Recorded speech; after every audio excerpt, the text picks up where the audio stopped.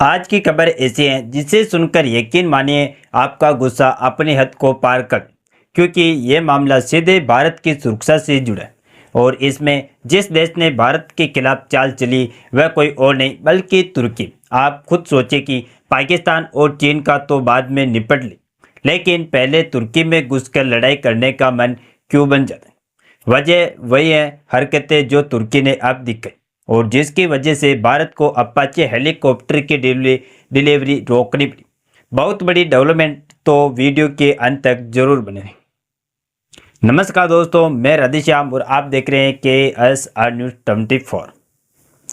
दोस्तों, ये पूरा मामला शुरू हुआ लगभग 4 साल पहले, जब भारत ने अमेरिका से अपाचे अटैक हेलीकॉप्टर खरीदे। दुनिया भर की सेनाओं में अगर किसी हेलीकॉप्टर का नाम सबसे ऊपर आता है तो वह अपाचे, क्योंकि यह वो मशीन है जो दुश्मन के देश में घुसकर उसकी पूरी इन्फेंट्री को नाकों से चने चपवा देती और टैंकों को ऐसे फोड़ देती है जैसे कोई पत्थर कांच पर पड़े तो बस टूट ही जाए। अमेरिका ने आज तक जितने भी युद्ध जीते हैं, लगभग हर जगह अपाचे की भूमिका निर्णायक, और सिर्फ 100 घंटे में सद्दाम हुसैन की सत्ता पलटने में भी अपाचे अमेरिका का सबसे बड़ा हथियार बना। भारत को भी महसूस हुआ कि भविष्य में पाकिस्तान हो या POK हो या चीन की कोई पहाड़ी पोस्ट जिसे वापस लेना पड़े तो ग्राउंड इन्वेजन के लिए अपाचे जरूरी। इसीलिए भारत ने अमेरिका से 22 अपाचे खरीदे और जब ये आते ही भारतीय सेना के पास पहुंचे तो सेना समझ गई कि असली ताकत किससे। सेना इनसे इतनी इम्प्रेस हुई कि तुरंत ही 8 और अपाची का ऑर्डर अमेरिका को दे दिया। बोइंग ने इन 8 में से पहले 3 को बनाकर तैयार भी पूरी कर दी। अब बस इन्हें भारत की तरफ उड़ान भरनी थी, क्योंकि बहुत जल्द इन्हें हमें मिल जाना था। लेकिन असली कहानी यहाँ से शुरू होती, जहाँ तुर्की ने अपनी भद्दी चाल चली। इन 3 हेलीकॉप्टर को लाने वाला जो विशालकाय विमान N124 है यानी एंटोनोवा, वह अमेरिका से उड़कर ब्रिटेन तक पहुंचा था ताकि यहाँ रिफ्यूलिंग की जा सके। इस प्लेन की समस्या ये है कि ये बहुत विशाल होता है और बहुत ज़्यादा फ्यूल करता है, इसीलिए इसे लगातार छोटे छोटे स्टॉप चाहिए। पहला स्टॉप ब्रिटेन था और दूसरा स्टॉप तुर्की बनने वाला था। यही वजह थी कि अमेरिकी पायलट ने तुर्की की अथॉरिटी से एयर स्पेस और रिफ्यूलिंग की मंजूरी मांगी थी। शुरुआत में तुर्की ने मंजूरी दे भी दी, लेकिन ऐसा वक्त पर उसका रवैया बदल, मंजूरी रद्द कर दी गई और हालत ये हुई कि हमारे तीनों अपाचे वाले विमान को 1 हफ्ते से ज़्यादा ब्रिटेन में ही खड़ा रहना पड़ा।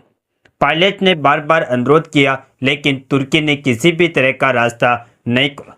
आखिरकार 8 नवंबर को मंजूरी में इन हेलीकॉप्टर को वापस अमेरिका भेजना पड़ा और बोइंग भी अब कह रहा है कि लॉजिस्टिक इश्यू की वजह से डिलीवरी रोकी गई और अमेरिकी सेना के साथ मिलकर अब भारत के लिए एक नया सेफ रूट तैयार किया जा रहा है। दोस्तों, सोर्सेस साफ कह रहे हैं कि यह पूरा खेल पाकिस्तान की रिक्वेस्ट पर हुआ है, क्योंकि दिल्ली धमाकों के बाद भारत पाकिस्तान के बीच तनाव हाई लेवल पर है और पाकिस्तान जानता है कि भारत के पास जितने ज़्यादा अपाचे होंगे उसके लिए खतरा उतना ही बढ़ेगा, क्योंकि अपाचे कोई फोटो खिंचवाने वाली मशीन नहीं है, ना VIP लेकर जाने वाली हेलीकॉप्टर। यह सीधा सीधा दुश्मन की जमीन पर कब्जाने के लिए बनाया गया हथियार है और इसमें सिर्फ 2 आदमी बैठते हैं, पायलट और को पायलट। बाकी किसी तीसरे आदमी की गुंजाइश भी नहीं होती। यही वजह है कि भारत जब अपाचे बढ़ा रहा है तो दुश्मन डरा। दोस्तों, अब असली सवाल यही से उठता है कि तुर्की ने आखिर ऐसा क्यों किया, और इसका जवाब जितना सीधा लगता है उतना ही खतरनाक। तुर्की पिछले कई सालों में पाकिस्तान के इतना करीब आ गया कि अगर आप हाल ही के घटनाक्रम देखें तो साफ समझ जाएगा कि तुर्की पाकिस्तान के लिए वही भूमिका निभा रहा है जो पहले चीन निभाता था। ड्रोन देना हो या ट्रेनिंग देना हो या कश्मीर पर बयानबाजी करनी हो, तुर्की हर जगह भारत के खिलाफ खड़ा मिल रहा है। और अब तो हथियारों की सप्लाई रोककर उसने अपने इरादे एकदम खुलकर सामने रख दिए। अब बोइंग की तरफ से भी ये बात सामने आ गई कि भारत के तीनों अपाचे फिलहाल वापस अमेरिका जा चुके और अब अमेरिका भारत सरकार और भारतीय सेना के साथ मिलकर एक नया रूट तैयार कर रही है, ताकि बिना किसी रिफिलिंग पॉइंट पर दबाव डाले हेलीकॉप्टर सुरक्षित भारत तक पहुंच सके। क्योंकि एंटोनोव के साथ सबसे बड़ी समस्या यही है कि वह भारी सामान तो आराम से ले आता है, लेकिन फ्यूल बार बार चाहिए था। और अमेरिका से भारत की दूरी इतनी ज़्यादा है कि 2 से 3 रिफिलिंग तो अनिवार्य होती है। यही वजह है कि अब बोइंग ऐसा रास्ता तलाश रहा है जहां राजनीतिक बाधा न आए। लेकिन दोस्तों, इस पूरी कहानी का सबसे खतरनाक किस्सा यह है कि पाकिस्तान ने तुर्की की डिलीवरी रोकने की रिक्वेस्ट की है। और यह बात पाकिस्तान की घबराहट को साफ दिखाती है, क्योंकि उन्हें पता है कि अपाचे आने का मतलब है भारत की ग्राउंड फोर्सेस की शक्ति कई गुना बढ़ना। और पीओके को वापस लेने का सपना अब सिर्फ सपना नहीं बल्कि एक मिशन बन चुका है। भारत ने पिछले कुछ समय में जिस स्पीड से अपनी आर्मी को मॉडर्नाइज किया है उसमें अपाचे सबसे महत्वपूर्ण कड़ी है। और यही वजह है कि हमारे दुश्मन देश चाहते हैं कि भारत के पास ज़्यादा अपाचे ना आए।